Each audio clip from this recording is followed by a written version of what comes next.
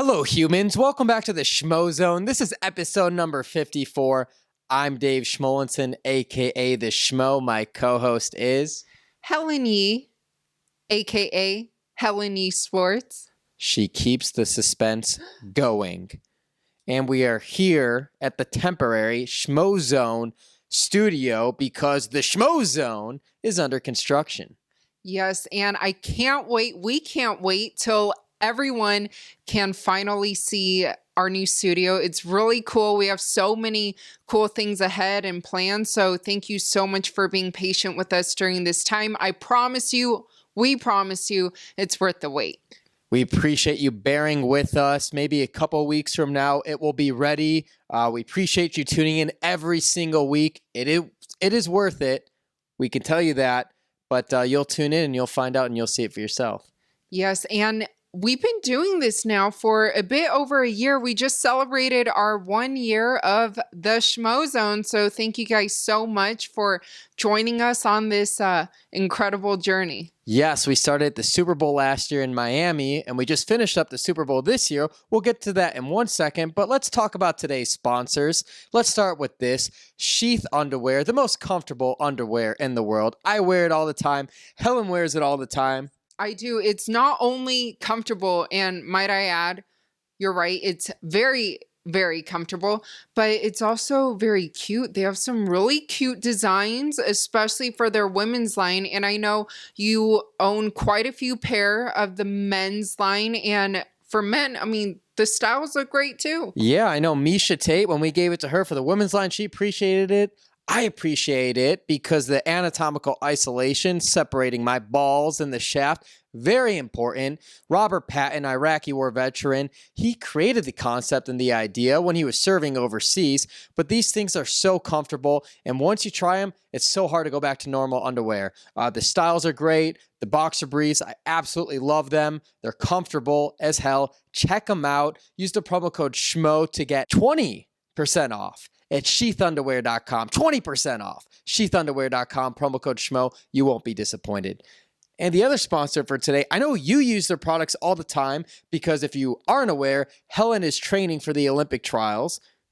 Yes, for 2024, but I love Origin Main, their Jocko products. I use what's behind me, Jocko Go, right before I go to swim practice or even strength and conditioning training. It makes sure my energy levels are up to complete the whole workout because they are very intense to be able to have to train the way I have to right now to try to qualify for 2024. And then afterwards, I always use the Jocko Milk. I love their vanilla. I love mixing it into my protein shakes with banana, some almond milk. I mean, that's kind of what we do here, our recipe. The Jocko Go, such a clean alternative than the typical energy drink. Love using that. Their joint warfare, their vitamin D3, their cold warfare. I love taking all those stuffs as part of my regiment in the morning. Strong, healthy bones, feel great. And look, trust a guy who is a Navy SEAL, Jocko Willem. I mean, I love the stuff. Check them out. OriginMain.com. You can either use the promo code Helen or Schmo to get 15% off at checkout. Won't be disappointed.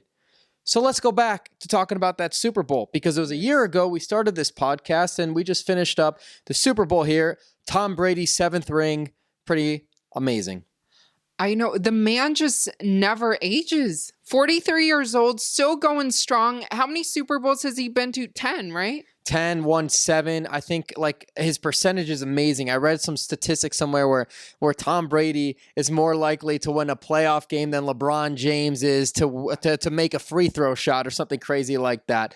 Something amazing. Like, I'm a huge Michael Jordan fan, diehard, in case you haven't known already.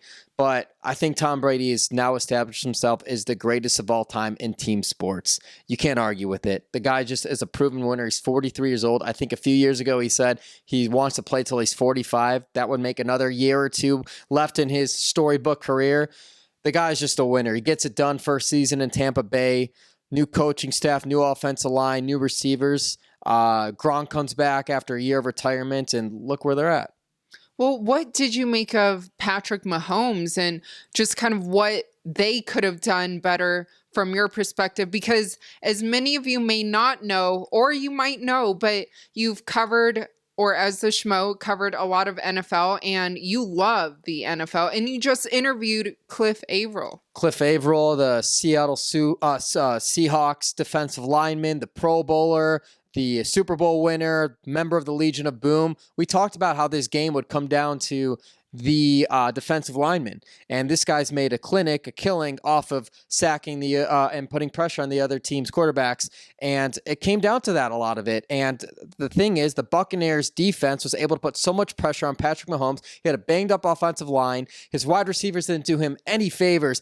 Balls hitting off of their helmets, dropping passes. Man, the weird angles that Patrick Mahomes had to throw the football on, and he was able to execute and still put off these amazing throws. And obviously there are incompletions. Like, you can't put this loss on Patrick Mahomes' shoulders. It goes as a team effort. His wide receivers, his offensive line didn't do him any favors. The kid's a stud. He will be a first ballot Hall of Famer. I've interviewed him. I wanted my Chicago Bears to draft him.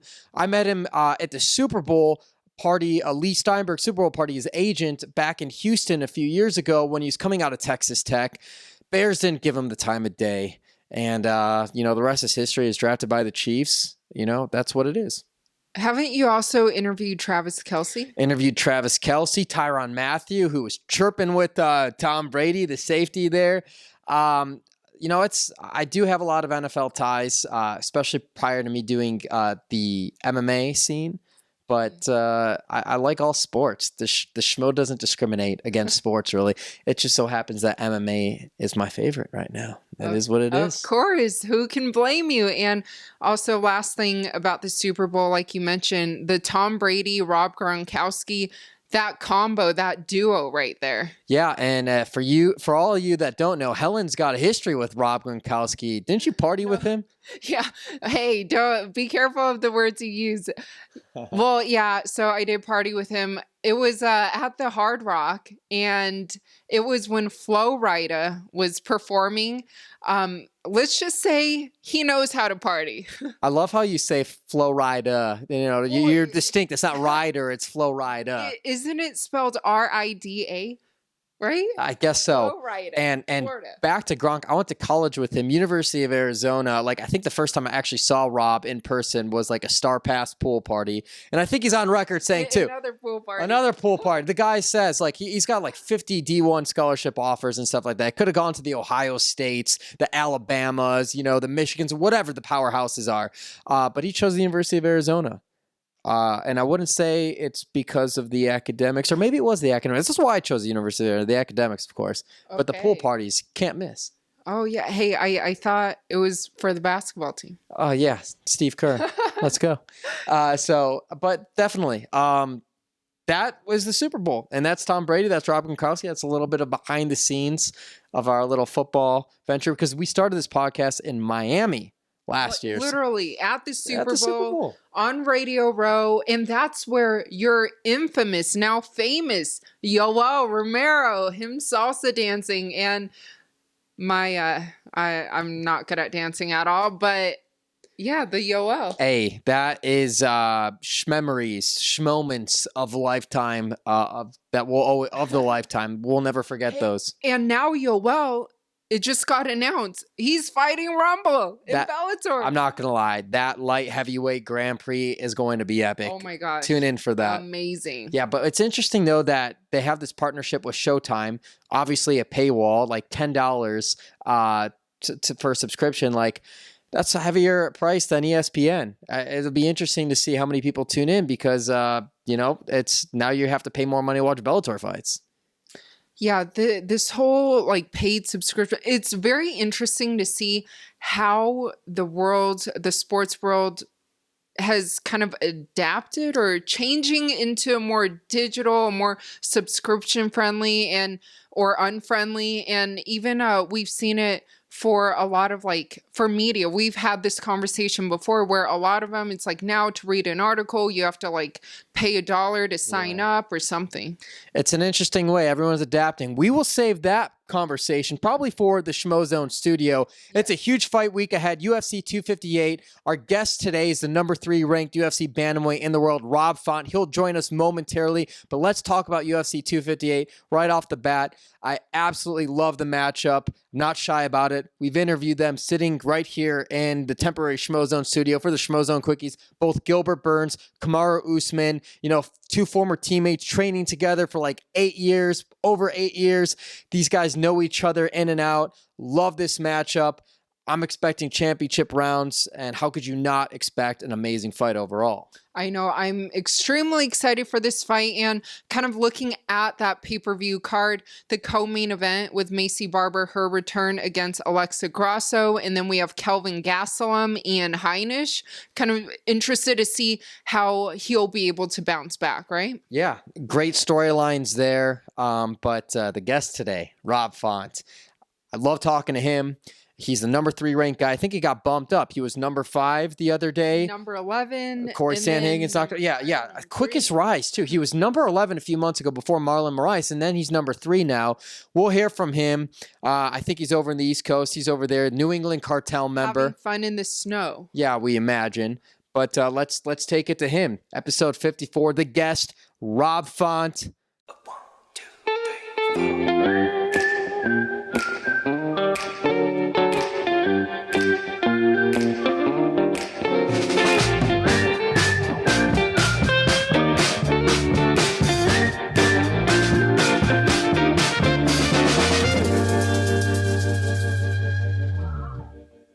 How's the weather like over there?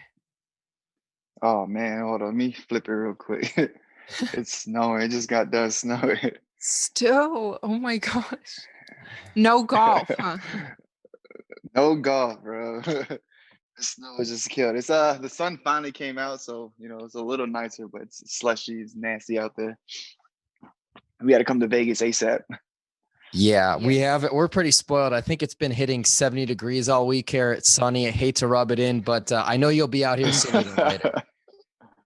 Hell yeah, man. I can't wait to get back out there.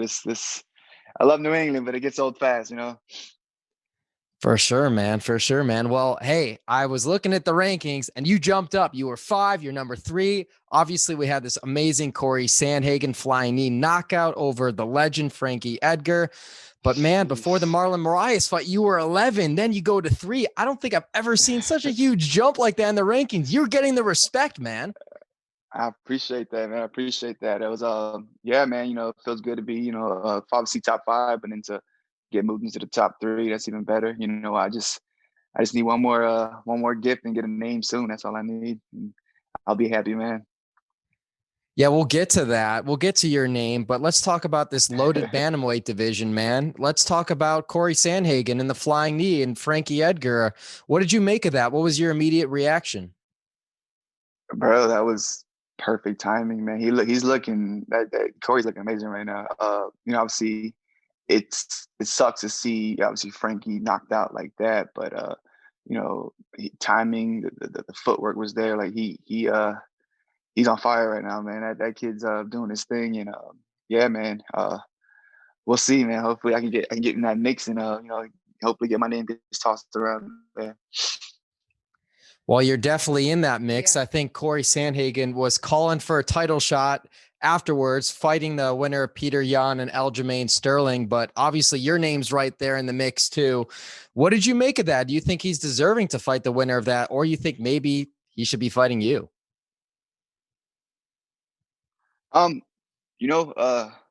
Obviously I want that fight, but I can see how like I feel like he deserves a title shot after 2 wins like that.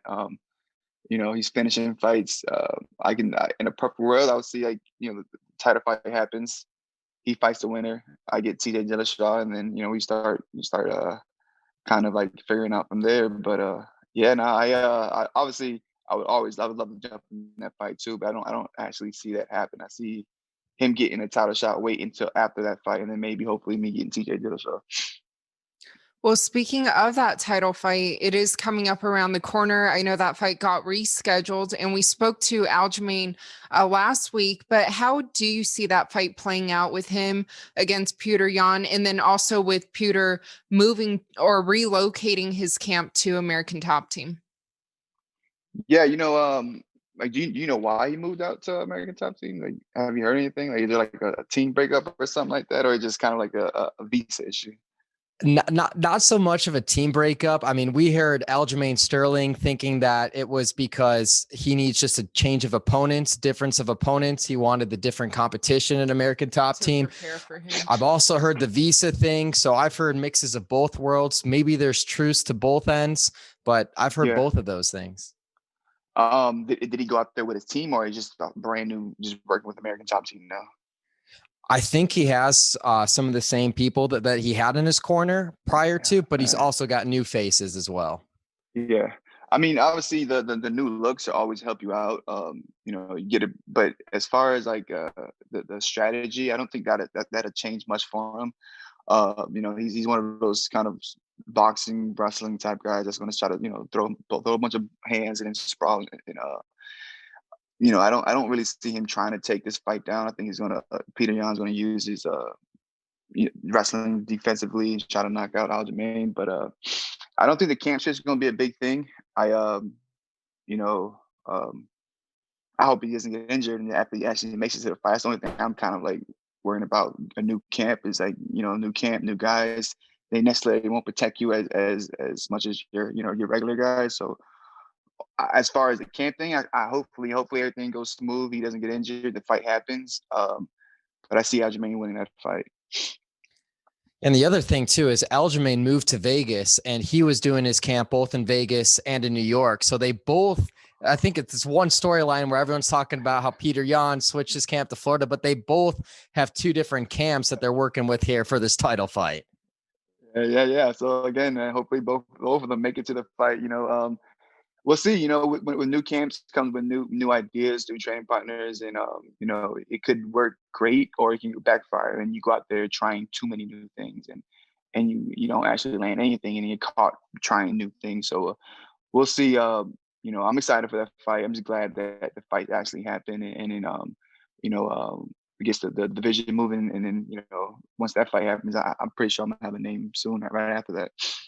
We're going to get to pushing you and TJ Dillashaw momentarily, but let's talk about Cody Garbrandt, who you just jumped in the rankings, who's been calling for the legend Jose Aldo in a fight. I don't think anything's been finalized yet, but do you like that fight? And if that fight does happen, who do you favor? The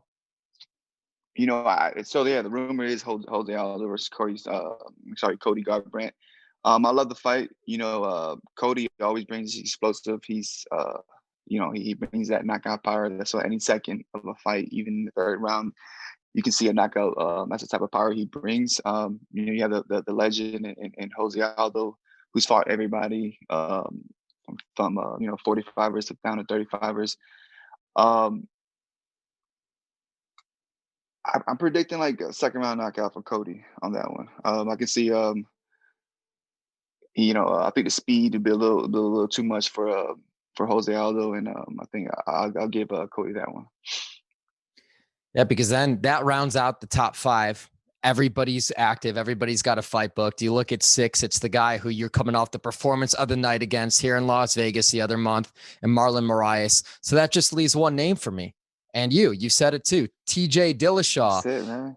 The suspension's up. Have you heard anything? I'm surprised they haven't made any type of announcement for his next opponent. And I think you and him would be perfect dance partners.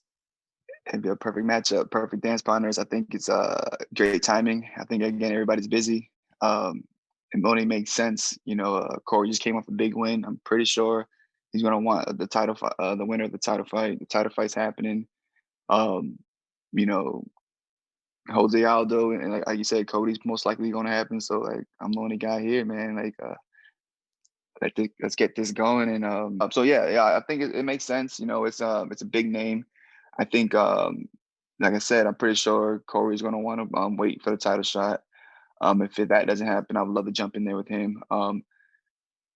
Again, Garbrandt, Jose Aldo, I'd love to jump in any of those guys, but I think those guys are all, booked. And again, TJ's not booked. I'm pretty sure he wants to get back to fighting. Come on. I don't have a dance partner. Let's make this happen. Ideally for you, when would you like to get back in there? Thinking April, May the latest. So like around there be perfect. I'm ready. We're training, constantly training, but definitely, big name like this, I would love to have a camp and time to promote it and put on a great show. And obviously for TJ, coming off that suspension, there's been a lot of talks, right? And about just kind of what went on with him and what he kind of got busted for, I guess. So what are your Yep. thoughts on just everything that's happened with him and that whole EPO situation? Yeah, it sucks, man. It sucks. You got to question everything he's done now. Like obviously I'm a fan of the sport. I was a big fan of him before, obviously even thinking about fighting. And, so it sucks. You got to question everything he did at 35. You got to question everything, he's done pretty much in his career. So it definitely sucks. You know, you- to throw anything in your body at this level, especially with USADA and everything, it's kind of like, it shows a weak mentality to me. And for me, like I said, like I feel like Isada's going to be there. He's gonna have to test clean. He's gonna have to make that walk, knowing that he's not dirty anymore. He's not putting that in his system. And I want to see the TJ Dillashaw that's clean. And we'll see how that guy reacts. But I think I'm the perfect guy to test him. What's so amazing about your division, there's so many legends fighting in it right now, even if they're towards the end of the career, with the Aldos, the TJ Dillashaws, the Dominick Cruz, Frankie, Edgar. Of all those guys with Hall of Fame resumes, who would you say would be one or two, maybe rank them, of most importance to you to fight and have on your resume before it's all said and done? Oh shit, it's tough, man. It's tough because there's so many. You got guys like Aldo. When I was watching him since WC. You got Frankie. I've been watching him since he fought at 55. So it's that's a legend right there. Then Cruz, TJ. So there's so many names, but I guess the most important I would say would rank up would probably be TJ then Frankie. I'd love to get in there with a guy like TJ, then like get another guy like a legend like Frankie. Now, you made your pro debut December 2011, so you're heading into your 10th year as a pro. Can you kind of talk about what this journey's been like for you? Yeah, it's been a big learning process. I'm just constantly learning and improving. I feel like I'm just getting better. I'm not taking a lot of damage, so it doesn't feel like I'm old in the sport. I started off pretty late. I didn't start training until I was like 21, and didn't start fighting until like 24, I believe, 25. So it was like, I didn't take any damage coming up on the local scene either. So like I feel young. Um, I would say my cage age is young. I'm getting up there in age, but I don't feel it. I'm not showing it. And I'm just getting better. And then surprisingly, I do feel like the year off from my surgery and the year before that kind of helped me stay fresh, not getting hit too much, not grinding out every day, and bumps and bruises here that I got the chance to heal those. So like I feel fresh. I just came off a big W, no, not a given touch. So again, like it's 10 years, but a good solid 10 years. And what I'm saying, I feel like I'm just getting better. I feel like everything's really coming together, and the power was always going to be there. So yeah, I'm excited. I'm here. I've learned a lot over this last 10 years, and I'm excited to put on big fights and deliver knockouts. So Former CES featherweight champion of the world and a proud member of the New England cartel. Have to ask you, yes, because when sir. we had Tyson and teammate Calvin on the Schmozone podcast in our studio, what 20 so episodes ago, we got the story of when you guys joined forces, because you're a featherweight, Calvin's a Yeah, featherweight, you guys train yeah. together, you go to bantamweight, he's a featherweight. We got his side of the story of how that all unfolded. Can we hear Rob Font's story of how that all unfolded? It's funny, man. I just saw a picture of Calvin sent me a picture of the rankings back in the day. He was number one. I just got broken to like, I believe top 10 or honorable mentions, right? And I was just like, I believe I was only 4-1, and he was still, I forgot what his record was at that time, but I was slowly creeping up trying to get this guy, and then obviously the fight never happened. He was always number one. I was always number two in the division. But it's funny, man, because I in my mind I was like, I gotta beat this guy. I gotta beat this guy now. Now he's one of my teammates, best friend, and I love that man. So it's like it's obviously one of those fights you'll never know, but so I get to spar him all the time, so it kind of like I get a little bit of what it could have happened, and some days is good, some days it's real bad. So it's I'm kind of happy I didn't take the fight, but yeah, now and as far as like us as teammates, it's kind of just like you know like once I got rid of that kind of trying to be the king of New England and be the man in the local scene and thinking bigger picture and thinking obviously UFC and title shots and Calvin came along and we got together and we just catapulted and I think our games just took off. So yeah, man, it was a good connection, a good training partner, and now we're getting top of the food chain. And that leads to a perfect segment for what's going down this weekend in the welterweight division. Two teammates, former teammates in Kamaru Usman, Gilbert Burns. Those guys have had hundreds or a couple hundred of sparring sessions with each other, training partners for like 8 years or so. I mean, and then obviously Kamaru leaves for Denver, goes to a different team. Gilbert stays with the team. What do you make of this matchup and who may have the upper hand in this situation? So obviously it's one of those awkward situations, but kind of one of those situations I think they knew eventually that could happen. Especially with the fights they were getting, Gilbert Burns getting a Damian Maia type fight. Like, then if you win that fight, there's only, the championship after that. So they knew. I'm just like, and then like, again, like deep down inside, they both know who got the better of each other in the room. So that whoever did get that has to play an advantage. So, but I think, I think overall, I think Gilbert Burns is a little bit more well-rounded. Obviously, you got to give the wrestling to Usman, but I think the mix of Gilbert's jiu-jitsu and his striking, I think it's going to be a definitely entertaining fight. But I can see the champ squeaking out a decision here. Do you think, though, that having the people in Burns' corner that have helped Usman get to that championship level years and years and years gives him more of an edge of just strategy? But you think that Usman, because of his skill set and developing his skill set, obviously going with Trevor Whitman in Colorado is still just going to give him the edge because of that? And I mean, where do you see the line in that? It's tough. It's tough because like it's I don't think you can make that big of a change with a different coach like that fast. So you know so it definitely sucks because obviously Henry Hoof and the rest of the guys are gonna be with Gilbert Burns, right? So it sucks because they know everything about Usman. They know when he's giving up. They know when he's tired. They know when he's having a bad day. They can tell when he's maybe not trying to strike. So that definitely I feels like definitely hurts him. But then again, like we'll find out because to be honest with you, sometimes when he gets in there, you're not even really listening to the coach. You're just going out there and doing your thing, So it's like you're like, yeah, whatever. They can say whatever they want. I know sometimes I'm like, yeah, whatever. I'm gonna do this, and then go out there and do your thing. So I can also see that canceling out and it not even being a factor too. But that's got to be so awkward. I don't know. I've never been in that situation. It's got to be so awkward to be standing across. Like, and I'm pretty sure they're probably still on good terms and we got to fight each other. But yeah, I think this is gonna be an awkward situation. I'm glad it's happening. But I think I go with the champ on this one.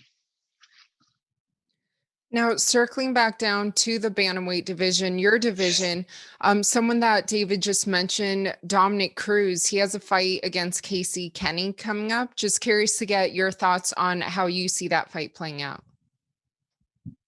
I think Cruz is going to touch him up and even out wrestle him, win the decision, and get his name back in the mix. I think it's going to be a little like It's too smart for him. I think he's not gonna take too much risk. Just his point his way to a decision and get the W and get out of there. I don't see Casey winning this fight. I think Cruz is gonna get in there, outpoint him, overwhelm him, and win the fight. But again, like that's another name. It's crazy. I it's almost forgot about him. Like it's like I forgot that Cruz is even in this division too. Like it's like there's so many big names that like and legends and vets and champions in this division that, like you said, like the division's just on fire right now.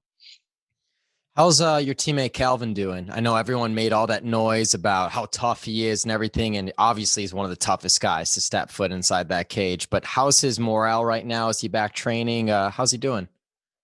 Yeah, no, he's just hanging out, hanging out with the family, kicking it with his mom and brother a lot right now, just trying to stay at the gym. He has, as far as injuries, he doesn't have any injuries. He got the cut with the 8 staples, but that's it. And then his hands are good.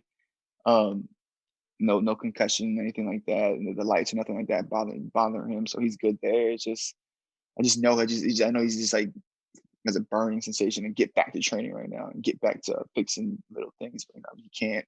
I don't even think the doctors want him jogging right now. Just resting, relaxing. So he's got to wait for that. I think he has a couple more protocol type tests at the end of this month, and then I'm pretty sure after that he can start moving again. But he's just hanging out, enjoying the time off. He had a busy 2020, and obviously a tough fight in the Max Holloway fight. So just think from right now, just take a couple months off, relax, enjoy some food, and then I know he'll be in the gym with me, watching and helping, and then give him a couple more months, he'll be back, and then just get back into the mix. It sucks though. It sucks because like it's a loss, but then it's like the way he lost is, I know he wants to get back in there ASAP, but it's like I wouldn't recommend it, So it's like it's tough to sit back and like I know I sat for years. I know even sitting for 3 months is going to be hard for him. So but he's in good spirits. He's enjoying the family, enjoying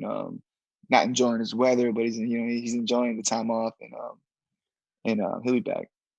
Can't get golf in that weather at all, man. We're going crazy out here, bro. Well, earlier you mentioned that you got into MMA pretty late. So what was kind of, your start, or what made you decide that this is what you wanted to pursue? I started off in jiu-jitsu at a jiu-jitsu school in Tampa, Florida, and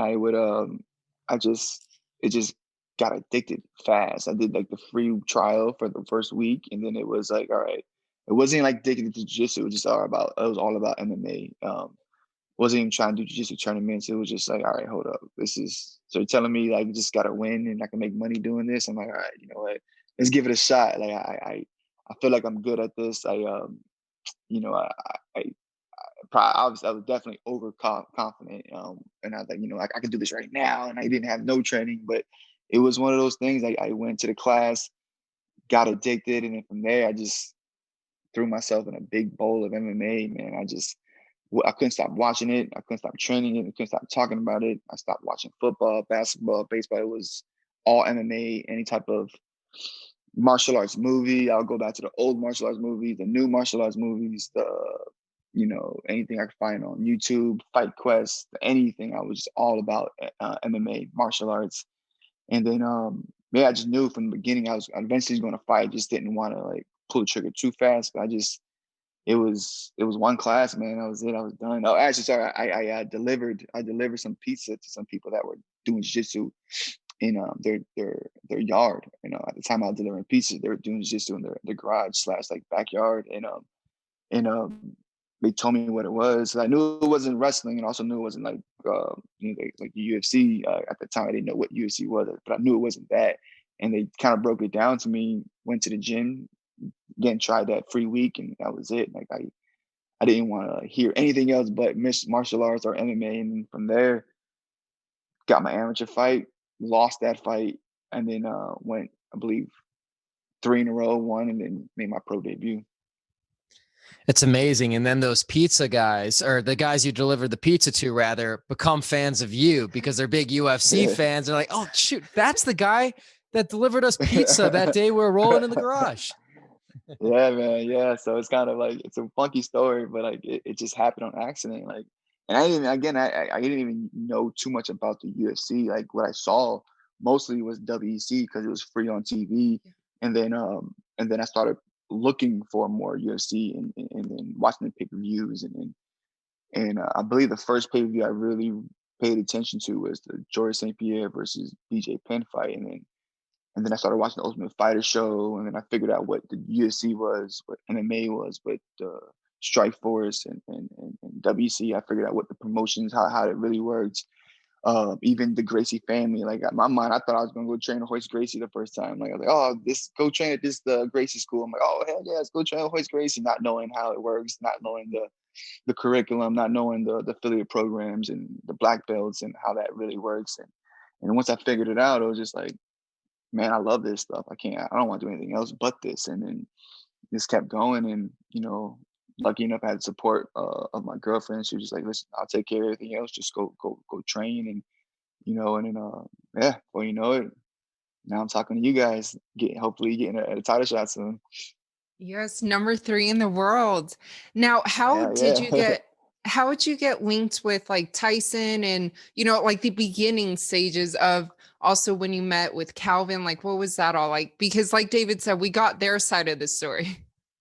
Yeah, sorry, my bad. At the time I was in Florida, my girlfriend moved back to Massachusetts. I came up with her, um, and then I signed up at Sit Yotong, the Muay Thai school in Somerville. Mark Delegritis came gym. He trained guys like Kenny Florian, Marcus Davis at the time was there, um, Jorge Rivera, like all anybody from the top guys in New England was at Sit. So I trained there. Actually, sorry, funny story. I was actually watching the Tap Out show with remember the Tap Out show with Mass and they had Mike Campbell on the show and he was training in Somerville. So I was like, I was actually on the phone. I was about to go visit Boston. I was like, hold on, let me call you back. I'm gonna watch the show, pay attention. Figured out what that gym was. Got on the computer, Googled Mark Delagrati, Googled Sit Yathon, Googled all those fighters, and just kind of like figured out what it was, how it worked. Because I've never been to a Muay Thai gym, so um, and then got on the plane, went to visit, tried their 3-week trial. Again, fell back in love, went to Florida and instantly drove back up. I was like, I'm coming back. I'm doing this. I found, at the time I found the right gym, and I was like, that's it. And then came here, trained again, maybe a year, and then not even a year, maybe like 6 months. And then I met Tyson. He met Tyson. He was at the time was the top amateur around. I believe he was 10-0 as an amateur, about to make his pro debut. So I was watching his career I was watching his amateur career and in the beginning of his pro career, and obviously that motivated me. And then yeah, it was one practice. We're jogging. He asked me, "Hey, you want to fight?" Right? I was like, "Yeah." Like I'll start looking for fights. He started like managing a lot of the guys in the gym. He was like, "You want to fight soon?" I was like, "Hell yeah, let's do it." He started asking around, looking around, finally got me a fight, and that was it. It was over. I again, like I was that was it. I was all in, full in. And again, that's the amateur fights. Around that time, I was thinking, all right, well, who's the guy around here? And then Calvin Kattar he was on fire. He was knocking everybody out. He was pretty much the king of New England. It was kind of like, all right, well, I got to beat that guy if I want to get to the UFC or the WC. And at that time, I believe he even fought for Strike Force one time. And like, so like he's in my mind at that time, he has national exposure. He's the king of out here. I gotta get in those type of fights. And then obviously Tyson like, whoa, slow down, pump your brakes, chill out. Like you don't need to go to war with this guy and get paid $600. Why don't you get, what I'm saying, go to war with a guy like that in the UFC and get paid some decent money? I was like, no, man, let's make the fight happen. He's like, no, trust me, you don't want to do that. It's not worth it. You're not even a big enough 45er, but we want to get you down to 35 anyways. I'm like, all right, whatever. Finally listen to that. And then, but at the time, he was taking his break. He took a break, and then he didn't. I believe he injured his hand. He took a break. He bought the promotion, Combat Zone. He was promoting fights, so he took a break, and and as that break he was taking, I was just fighting. I was fighting like any chance I got. I just racked them off. I believe I went 10 in a row. Um, and then got the pro debut. I'm sorry. Then I got the call for the UFC to fight George Roop, and then around that time, Calvin was trying to come back in. Um, Tyson, he reached out to Tyson. We made the connection, and it was over from there. It was history. Again, it was the smartest decision not fighting that guy, and then yeah, again, became one of my best friends and best training partner out there. As a fighter, how much at ease does it put you to know that the guy that's representing you has also been in your shoes before, has also been a professional fighter, and then understands the game, not only from that standpoint, but from the business standpoint? Does it make your life a lot easier? Yeah, no, he's not, obviously like Tyson's not just the guy pushing papers. He understands the weight cuts. He understands the feeling of going into a fight. He understands the nerves. He understands the the adrenaline. He gets it. He's not just saying, "Hey, here," picking guys and going out there and fighting. He gets the matchup. He watches religiously all the UFC fights. He'll break down every single fighter. You should see this guy's notes. It's ridiculous. It's kind of overwhelming. I gotta read like little summaries, take a break, summary, take a break, and then come back and then get it all in. I even had my girlfriend read it out loud down the radar sparring to kind of really fully understand what he's saying and all the small little details. And because he puts that much effort into it, and then yeah, it was like again like having a guy that not only fought but wrestled, BJJ black belt, and understands business. He also has his master's degree. It's kind of like I couldn't go wrong. He understands business.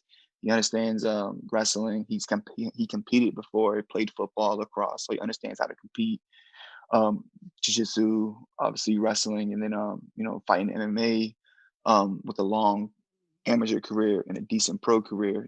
He's in my opinion one of the best coach out here in New England. And yeah, no, I can't complain. I got a solid coach, solid training partner, and just got to go out there and put together some more W's because I got a solid team behind me and the right support system. And yeah, I feel like with that support, the sky's the limit. And such mad respect too, because everyone thought you were taking such a risk, being the 11th guy fighting Marlon, who I think was 5 at the time, and calling that. What was that judgment there? You're coming off of injury recovery and everything like that, and then performance of the night, man. And obviously, you guys saw something, you guys capitalized, and the rest is Yeah, history. yeah, no, it's I've been hearing that since I started though. Like it was I was told I shouldn't take the George Roop fight on like the guy was too tall, too much experience.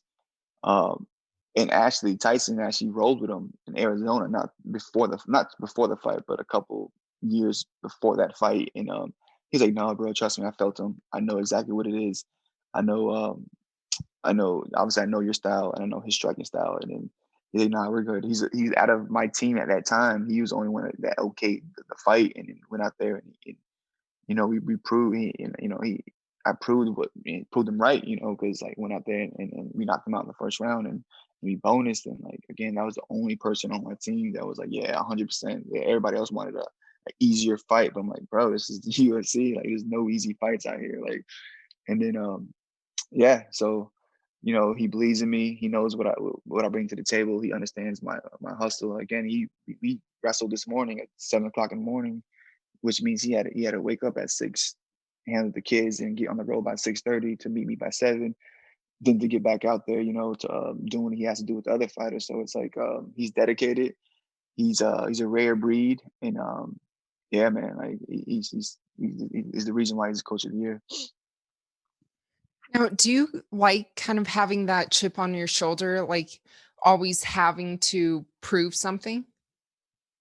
Yeah, I mean, yeah, like I definitely don't need the motivation, but it definitely is a little extra motivation to kind of like, all right, watch this. Like, watch out, like everybody out here believes I'm gonna lose. All right, let's go prove this guy's wrong, and then even proving yourself wrong or right, because sometimes you can start listening into those voices like, shit, maybe they are right. Maybe I should have took an easier fight. Maybe I shouldn't come off an ACL surgery and go fight Mama Rise. And then those thoughts do come into your head, and I'm like, man, fuck that. Like, let's go. Like, don't ignore those thoughts. Let's get back to it. Like, you know what you're about to go out there and do, and having that belief, And but yeah, man, these fights are getting tougher, man. But again, like I said, I got the squad behind me, and I'm excited. Now, you mentioned earlier in the beginning, like watching WEC, obviously the early days of the UFC, Strikeforce. Was there a certain fighter in particular that really inspired you? Uriah Faber for sure. It was Uriah Faber, and I watched a lot of Carlos Condit when he was fighting at WC, but definitely it was Uriah Faber. He was the I just like the energy, style. At that time, all I knew was the guillotine. As far as jiu-jitsu, and he was guillotine everybody. So it was kind of like that was my guy to try to mimic. But definitely Uriah Faber for sure. Before that, then it slowly became everybody. But at first, it was Uriah Faber, and then Ramon Deckers as a kickboxer. Those guys, like I would sit there and watch their highlights for hours and just sit there the same thing over and over. My girl was like, "What's wrong with you? Stop watching all these dudes. Like, come hang out with me." I'm like, "Bro, just relax. I'm studying right now." But yeah, I would watch these guys for hours. Where's the dogs? They're sleeping right now, actually. Okay, I don't want to wake them up. I'm gonna go find one. Well, we definitely appreciate you coming on to the Schmozone. Is there any kind of final thoughts or messages you want to get out there? You said March, April, get back in there, or April, May.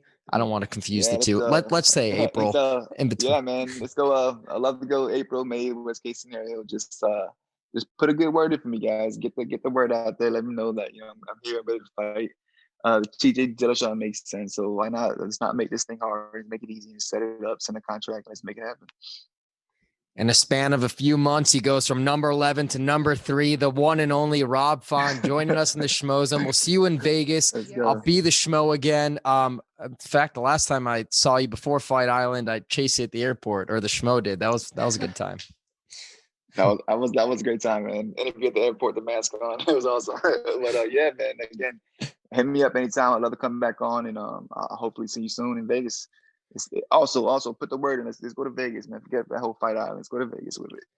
Yeah, you guys were getting cabin fever when we saw you there that few days after the fight. You were ready to get out of there. I'm going crazy. Just thinking about it right now. I'm going crazy. But yeah, man.